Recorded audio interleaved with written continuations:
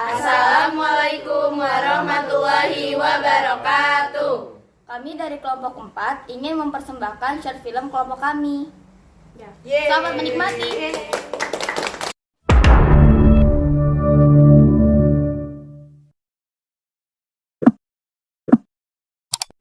Hai guys, jadi video kali ini kita mau main ke rumah Davina. Ayo.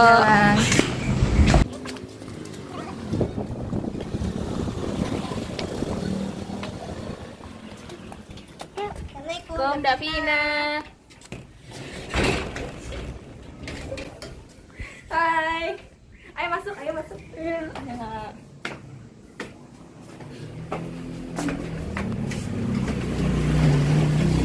masuk sini. Assalamualaikum. Assalamualaikum. Kemarin konser Blackpink seru banget gak sih? Iya, seru banget. Tapi gak kasihan gitu gak sih, banyak yang udah kedapatan bangku.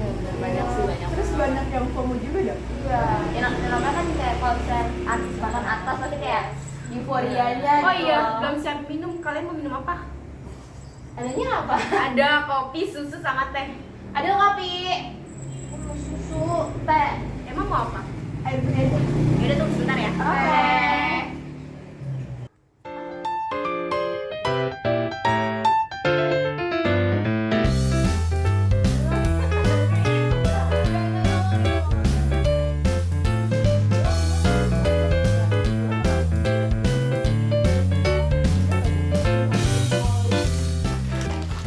Lo segar belum ngerjain? Sama kok. Sama banget. Tapi PR juga banyak banget tugas. Ada dari guru ini, guru itu, halaman juga banyak banget. Ini minumannya. Iya, makasih. Iya, makasih. Sama-sama. Makasih. Makasih Davina. Enggak nggak minum? Enggak.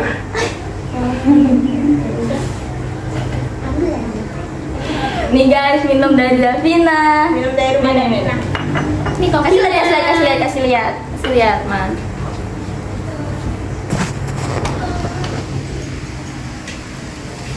Enak gak? Ada minum apa? Minum kopi. Tahu gak sih kopi termasuk ke dalam larutan apa? Kopi termasuk ke dalam larutan koloid atau suspensi.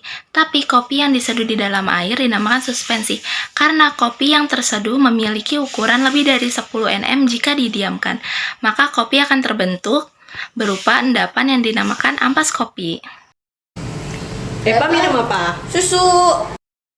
Campuran air dan susu disebut dengan koloid, yaitu antara campuran homogen dan campuran heterogen. Ciri-cirinya ada tampak homogen, tapi dengan mikroskop ultra akan tampak heterogen. Yang kedua ada 2 fase, tidak jernih, dan umumnya stabil. Teh. Seperti pada video, kami memakai contoh teh manis atau gula dalam air. Gula dalam air merupakan jenis koloid dengan sistem dispersi halus atau larutan sejati, yang mana memiliki sifat homogen dan stabil. Dalam larutan sejati, fase terdispersi larut sempurna ke dalam medium pendispersi, sehingga terbentuk campuran homogen, di mana fase terdispersi dengan medium pendispersinya tidak dapat dibedakan. Gimana minumannya enak? Enak. Makasih ya Teh saya sama-sama. Makasih juga minumannya. Maaf kalau ngerepot. Enggak kok. Oh iya, jangan lupa besok kita ke rekom di taman dekat rumah Amira. Oke, siap. Jam 10 ya guys. Oke, ya. Oke, makasih Nah. Makasih, Nah. Oh iya, Nah. Dadah. Sekian video kali ini. Kita lanjut vlognya besok ya. Dadah. Hai guys, welcome back to Vidi Vlog Study. Jadi kita akan mempelajari koloid. Koloid itu dibagi menjadi 8 jenis. Salah satunya ada aerosol cair. Contoh aerosol cair dalam kehidupan sehari-hari, yang pertama ada awan. Terus yang kedua itu ada Parfum. dan yang ketiga itu ada Hand sanitizer. Hai guys, jadi kita masih kerja kelompok. Aduh, capek. Halo, gue Ayo, Jo, lagi ngapain, Jo? lagi nulis. Iya, jadi Koloid yang kedua itu namanya sol. Yang pertama itu ada tinta pulpen, yang kedua itu ada akrilik. Reva. Lihat deh, contoh ketiganya ada pasta gigi. Kalian pada lapar gak sih? Ya gue lapar, lo lapar gak, Pak? Lapar. Itu ada yang lagi buat makanan. Kalian mau nggak? Mau. Adel, bikin apa tuh? Lagi bikin makanan, lapar soalnya. Davina sama Reva juga lapar. Isinya apa aja? Ada mentega, coklat, sama keju. Iya, enak tuh. Itu bukan termasuknya emulsi padat ya? Iya betul. Ayo dong Jo, mulai. Lu aja lagi makan biskuit. Lo juga lagi makan kerupuk. Tuh lihat Mami Mira lagi buang sampah. Amira, ayo mulai. Ntar dulu dong, buang sampah dulu. Oh iya, ini kan salah satu jenis contoh busa padat. Yang lo makan sama Jo makan juga contoh busa padat. Oh gitu. Iya. Jadi jenis koloid selanjutnya ada emulsi cair. Contohnya itu yang pertama, Ada susu terus next. Santan. dan ada es krim. Kita minum susunya. Es krimnya nggak diminum? Nggak dimakan.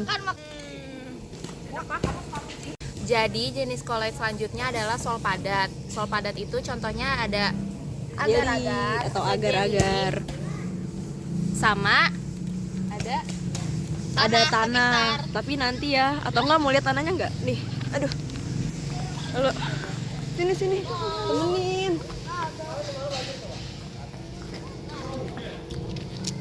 Tanah. Jadi itu tanahnya. Contoh dari, Korek-korek. iya ini contoh dari sol apa? Sendok. Ini contoh dari Sol padat. sol padat. Terus nanti abis ada tanah, ada apa lagi ya? Ada gelas berwarna. Kita akan membuat eksperimen berupa slime dan buih berwarna. bahan-bahan yang kita butuhkan yaitu Ada lem, terus ada sabun atau sampo, foam, dan deterjen. Karena di sini kita akan membuat busa berwarna, jadi kita juga membutuhkan cat. Siapa duluan yang mau buat? Slime dulu deh. Slime. Jadi, dan ini kan lemnya udah dituang. Sekarang kita tambahin foamnya.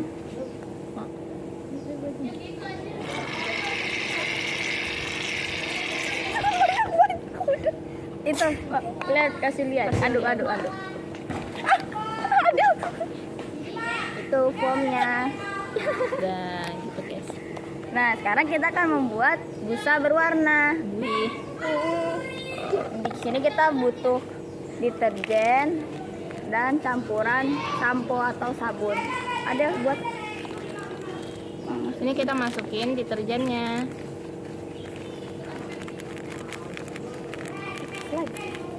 enggak dong. Udah. Setelah kita masukkan deterjen, Kita masukkan sabun atau sampo. samponya. Udah. Terakhir masukkan catnya. Ini dia.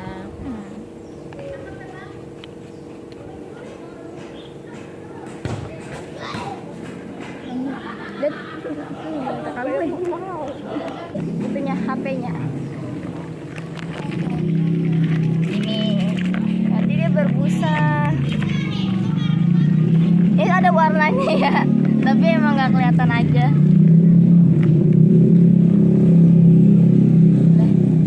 Nah, eksperimen ini termasuk dalam koloid jenis busa. Di sini ada buih sabun dan foam. Jadi sekian. Jadi untuk jenis koloid yang terakhir itu ada aerosol padat. Contohnya yang pertama ada kabut. Dah. Terus yang kedua Ada itu asap. ada asap. Nah, contohnya kita ngebakar tas, jadi berasap. Nah, ada asapnya guys aslinya. Tuh ada asap ya. Tuh asapnya tuh. Iya, ada asap. Tuh asap. Terus yang terakhir Yang ketiga itu ada debu. Contohnya itu ada debu. Oke. Hai guys, jadi video hari ini kita lagi di rumah Jo. Video kali ini kita akan membuat percobaan pembuatan koloid. Pembuatan koloid itu ada dua. Yang pertama dispersi, yang kedua ada kondensasi. Nah, untuk hari ini kita akan membuat percobaan untuk dispersi. Masukkan sendok,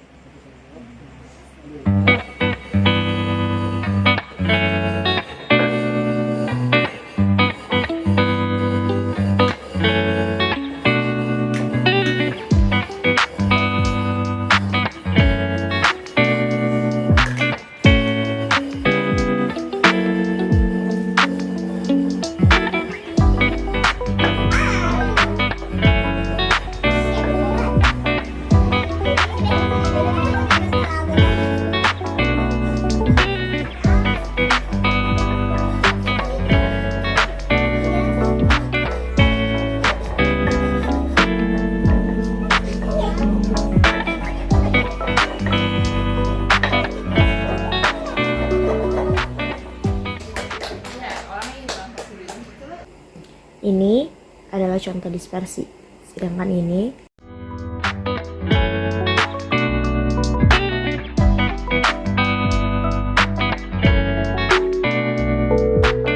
adalah contoh kondensasi. Bentar, kalian udah tahu belum sih bedanya dispersi sama kondensasi? Dari dispersi dulu kali ya. Dispersi itu adalah cara pembuatan koloid dengan memecahkan berbagai partikel kasar menjadi berukuran koloid. Setelah itu, partikel tersebut akan didispersikan dalam medium pendispersasinya. Ada 3 teknik dalam metode dispersi, yaitu teknik mekanik, teknik peptisasi, dan busur berdik. Sedangkan kondensasi adalah metode menggabungkan ion, molekul, atom, atau partikel yang kecil menjadi partikel yang lebih besar. Ada 4 cara pembuatan koloid dengan metode kondensasi. Ada reaksi redoks, reaksi hidrolisis, dekomposisi rangkap, dan pengganti larutan. Hai guys, welcome back to PD Vlog Study. Di part kali ini kita akan menjelaskan sifat-sifat koloid. Hai guys, jadi sifat yang pertama itu ada efek Tyndall. Efek Tyndall merupakan penghamburan bekas sinar atau cahaya oleh partikel-partikel koloid. Hal ini dapat terjadi karena ukuran molekul koloid yang cukup besar. Yang kedua ada gerak Brown. Gerak Brown itu jadi kayak bergerak lurus tapi tidak menentu. Nah, kalau dilihat pakai mikroskop bentuknya itu zigzag. Nah, si zigzagnya ini yang dinamakan gerak Brown. Adsorbasi. Adsorbasi adalah peristiwa penyerapan partikel atau ion atau senyawa lain pada permukaan partikel koloid yang disebabkan oleh luasnya permukaan partikel. Adsorbasi harus dibedakan dengan observasi yang artinya penyerapan yang terjadi di dalam suatu partikel. Yang keempat ada koagulasi koloid. Koagulasi dapat dimaknai sebagai penggumpalan partikel koloid dan membentuk endapan. Dengan terjadinya koagulasi dapat dimaknai bahwa zat terdispersi tidak lagi membentuk koloid. Koagulasi ini dengan mudah dapat terjadi secara fisik seperti pemanasan, pendinginan, dan pengadukan atau secara kimia seperti penambahan elektrolit, pencampuran koloid yang berbeda muatan. Koloid pelindung ialah koloid yang mempunyai sifat dapat melindungi koloid lain dari proses koagulasi. Dialisis ialah pemisahan koloid dari ion-ion pengganggu dengan cara mengalirkan cairan yang tercampur dengan koloid melalui membran semi permeable yang berfungsi sebagai penyaring. Nah, Yang terakhir ada elektroforesis. Elektroforesis adalah peristiwa pemisahan partikel koloid yang bermuatan dengan menggunakan arus listrik. Sekian untuk vlog kali ini, akan kita lanjut ke vlog selanjutnya. Dadah! Dampak koloid dalam kehidupan sehari-hari ada 2, ada pencemaran udara dan pencemaran air. Yang pertama ada pencemaran air. Sabun dan deterjen larut dalam air, tetapi tidak membentuk larutan melainkan koloid. Buih sabun atau deterjen merupakan jenis koloid dengan fase terdispersi gas dalam medium pendispersasi cair sehingga disebut dengan buih. Limbah akibat deterjen sulit diuraikan oleh mikroorganisme. Deterjen yang berasal dari rumah tangga biasanya menutupi permukaan air dan merangsang pertumbuhan ganggang ataupun eceng gondok sehingga dapat mengganggu ekosistem air. Yang kedua ada penyebaran udara. Partikulat yang ada di udara dapat menyebabkan penyebaran lingkungan. Partikulat adalah zat yang mempunyai fase perdifusi berupa padat atau cair dengan terdifusinya adalah gas. Partikulat yang berbahaya untuk kesehatan manusia misalnya timbal akibat pembakaran kendaraan bermotor yang berasal dari tel.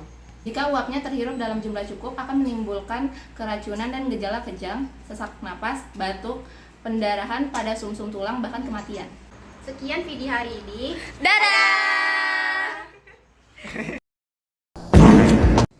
Hai guys, jadi video kali ini panas banget. Video kali ini panas.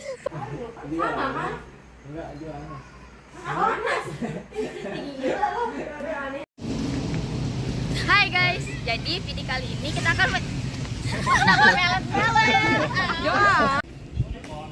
Waduh. Ya, backline.